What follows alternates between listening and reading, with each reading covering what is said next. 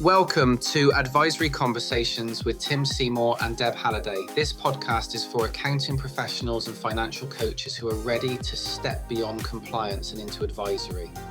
Because real advisory isn't about doing more yourself. It's about building something that works without you being the bottleneck. Hello, Deb. How are you? I'm good, thanks, Tim. How are you? Yeah, pretty good, thanks. Pretty good. And here we are again on Advisory Conversations, ready to have another discussion. And today we're going to talk about why advisory teams matter more than advisors. Now, I think that sticks in line with our constant message, of course, about advisory teams. But we're going to talk about a few different things and a few different reasons as to why having a team delivering advisory is so much more valuable and important. One of the main reasons, Deb, is that, only one advisor, which is generally the business owner, they would find it very difficult to scale, wouldn't they? Yeah, they would. I mean, we keep harping on about this, but it's so true. They just become the bottleneck, don't they? There's only a certain amount of clients that they can serve. Everything relies on them. What happens when they're ill or when they're on holiday, or they don't have any more capacity. They have, firefighting in their own business, all those elements. Yeah, the clients have just kept waiting, aren't they? When it's unnecessary. It's unnecessary. Yeah, and the clients, they've been trained as well. When we set up our accounting and bookkeeping business, we are the focal point. And so because we're growing, then we start to take on staff and we end up with a team. But because the clients have been with us a long time, we're the one that's seen to be the expert. And that problem in many ways, because although it's nice for our ego that everyone wants to come to us and they want to talk to us and they say, oh, but we like working with you. We know you're more personable. We don't really want to have to learn to work with other people. There's a lot of what we would call shared intelligence within the firm, isn't there? That perhaps people or clients aren't aware of. Therefore, they're not tapping into that knowledge. And so I would say that's an issue that needs resolving in many accounting practices.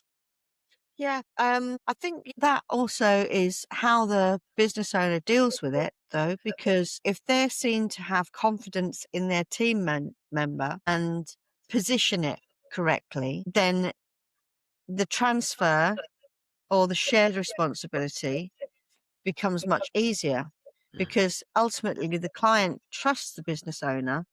So if they're trusting them to advise them in their business, they should trust them to say that a particular team member is capable enough and the business owner is lucky enough, if you like, to have two people looking out for their business, or maybe three people to look out, depending on how many advisors they have within their team. It's all about positioning and giving clear way for them to start communicating and building those cross pathways of trust, really, rather than it just all traveling in the direction of the business owner. There's so many points that are valuable to the client with having more than one person looking into their business and helping them. They essentially they've got a team of people, haven't they?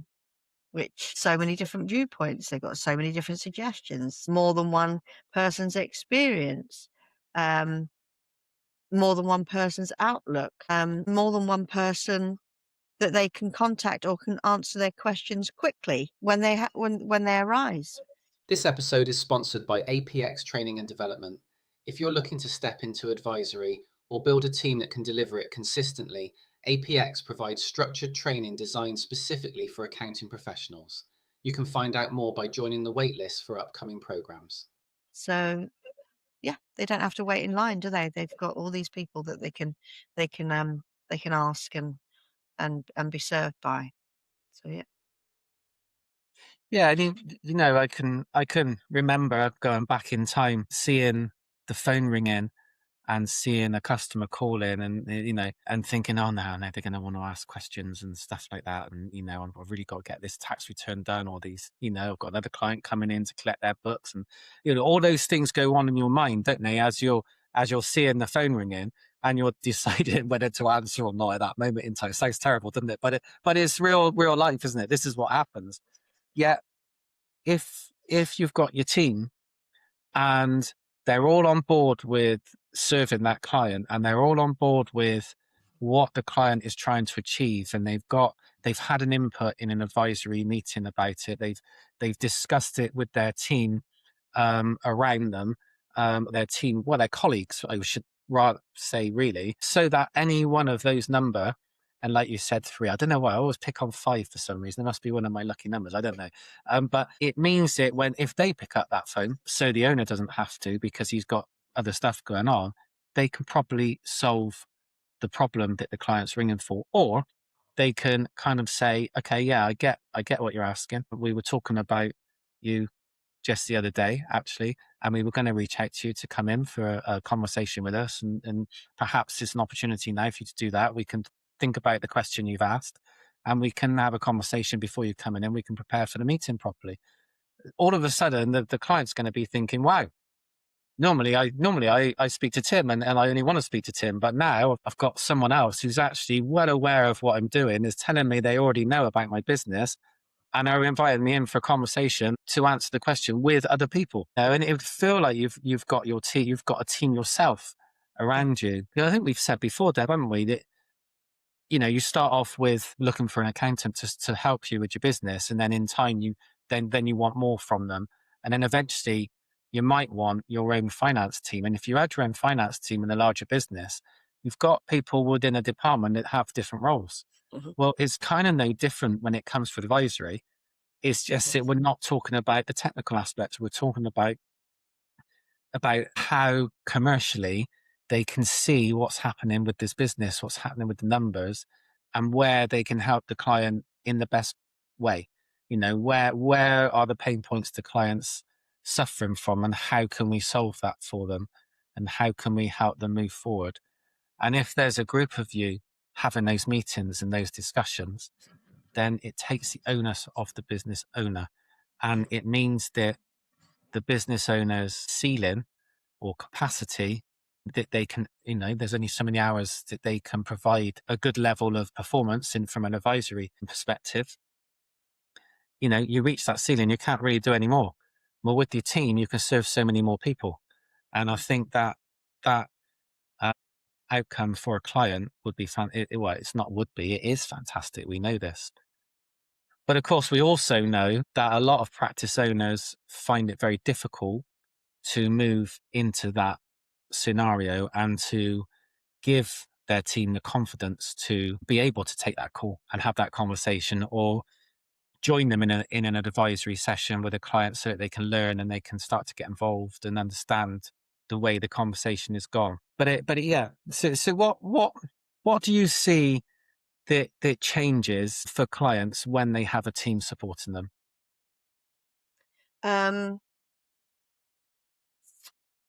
They feel really supported. I mean, when I think back on when I was doing onboarding calls with our potential clients or our new clients, and I explained how our communications worked. We didn't have phones. We didn't have phone calls.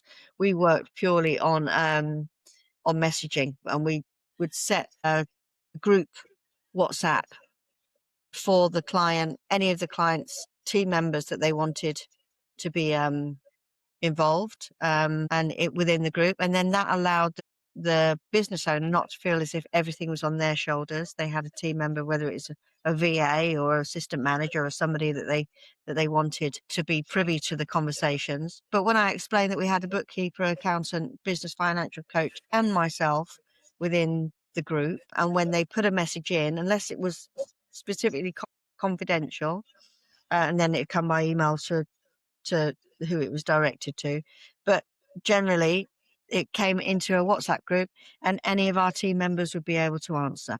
So it meant that they weren't waiting. They weren't having an email forwarded to get to the right person. And we could then answer in our own time and via links, via video, Loom videos we used to send them, screenshots. And it was much more of a team effort. Everybody could see what was being discussed. They could learn from each other. So it was like a peer-to-peer learning exercise as well. But the clients kind of like came away from that feeling like they kind of like hit the jackpot, because nobody else had been offering that kind of support to them. So yeah, they felt elevated within their own team, because we pitched it as we are your finance team at the end of this, within this WhatsApp group. So we might not be on your premises, but we are your finance team. And yeah, we won an awful lot of business that way, because it's different, it's proactive, it's supportive of the client. I was on a call, you reminded me, I was on a call with an accountant colleague the other day, and his phone didn't stop ringing. This episode is also supported by the Business Course Library, a ready-made resource designed for accounting professionals to share with their clients, helping answer common business questions without taking up your time. Access is available through subscription, with new content added regularly. And it was just ringing and ringing, and he kept turning it off. And I said, we were talking about this specific conversation. This client keeps ringing me. I'm in a meeting and he wants my attention. I said, well, we used to have a WhatsApp group, which meant we could answer in our own time. Other people could answer, other team members could answer the call, and the client didn't expect to be answered immediately. He'd put the call and he knew as soon as somebody was available, they would answer the call. But we as a team would block our time. So we would have somebody check the messages in the morning. Somebody else might check them at lunchtime, and somebody else might check them in the afternoon. But we made sure that everybody checked them at least once a day that was in the group. And that way we could get on with our own work. Jobs weren't taking longer because we were answering client queries. It was all scheduled, all blocked, and everybody knew that they were all equally participating in answering calls, answering questions. Yeah, to me, it was just a sensible way to run a team and to manage client expectations, but by supporting the client in the best way that we could. Just kind of made sense. Didn't matter if somebody was on holiday, because we had the rest of the team available to answer. So yeah, they loved it. It's really interesting that you mentioned that the client, you gained more business because you had a team. And so the clients actually want this. They might not know they want this because they might not know it's an option right now. But actually, when you open up that conversation and let them know, we've got a whole team that can support you. This won't just be me. You've got this team. And between us, one of us will get back to you within a certain time limit, or at a certain time during the day, or we'll measure how urgent it is, and we'll come back to you accordingly. But the fact that you also said they didn't expect an instant response is also part of the initial communication that you would have with them when they either sign up as a client or when you transitioned into this way of working, isn't it? Yeah. I made that clear. We had what we called a quick query service, and the quick query service was put your message in the WhatsApp group, and if it didn't take us longer than 10 minutes to answer, it didn't involve any specific research, you would get an answer within the package that they'd been assigned for free. If it was a question that was going to take additional work, then they'd receive a quote for that work. But that was our quick query service, and they loved it because they knew that they weren't going to get charged like the old school of charging for every phone call, charging for every letter. But they also knew that they were going to get answered within a certain time frame. They're not going to call the accountant one week and not hear for them for 3. So yeah, it was our pledge to them, but we put it in the service offering. So yeah, it just differentiates you, and it states out and it sets the expectations from the beginning. So yeah, it worked really, really well. So from a client's perspective, the clients loved it, and it helped you gain more business, and they had a place they could go and ask questions, and your team collaboratively looked after the clients. So just a slight twist, although this isn't necessarily the topic of conversation, but I think it's appropriate to ask this question. How did that affect the team? How did the team feel about this way of working? They loved it because they were involved and they were learning. So particularly since they had myself, the business financial coach, and obviously an accountant and a bookkeeper. Yeah. So they were learning from all of our collective experiences. So because the answers were going in the group chat. So, and you would see maybe the more junior members repeating answers that we'd given, that myself or the accountant or business financial coach had given to one client. They would they knew the answer if the question came up with another client, and they would answer because they knew that was the right answer because they'd learned. So it was all about being proactive with the clients, and they felt valued. They felt part of a team, and they were learning, and they felt valued because it didn't matter who answered. The client was always very appreciative of an answer. So yeah, it opened up kind of like the enthusiasm, and the collaboration of the team. They felt as if they were being developed, and yeah, we didn't lose any team member in the time that we were trading. Yeah. So yeah, just shows, doesn't it? Yeah, Develop yeah. your Thank team. you, Tab. Yeah. I know that wasn't necessarily the topic, but I think it's important because, for any practice owners listening to this, yes, we're talking about delivering advisory through a team, but it's obviously important that the team are happy and on board with this situation because for some of them, they're moving from being a data entry, or I know days of data entry have slightly passed us by now, but there's still an element of uh, checking what's happening in the software, running off reports, looking at it, sending it to clients, etc. We still have to do a lot of these things to then have conversations with clients. But I know from my experience, when I kind of transitioned away from compliance into advisory, how much I enjoyed the conversations because I was no longer reporting what had happened in the past. I was talking about and having an impact on what might happen in the future for the client's business and for the client's personal life. Because obviously, if the business starts to thrive or improves, then the personal life of the owners and the directors' lives are going to improve, which means their team's lives are going to improve, their employees' lives are going to improve as well. So it gives you much more purpose with what you're doing when you wake up in the morning and you go and you think about how you can impact someone's life. But, as we've talked about on many occasions, I guided lots of accountants and bookkeeping practice owners to deliver advisory, especially over the last 4 years.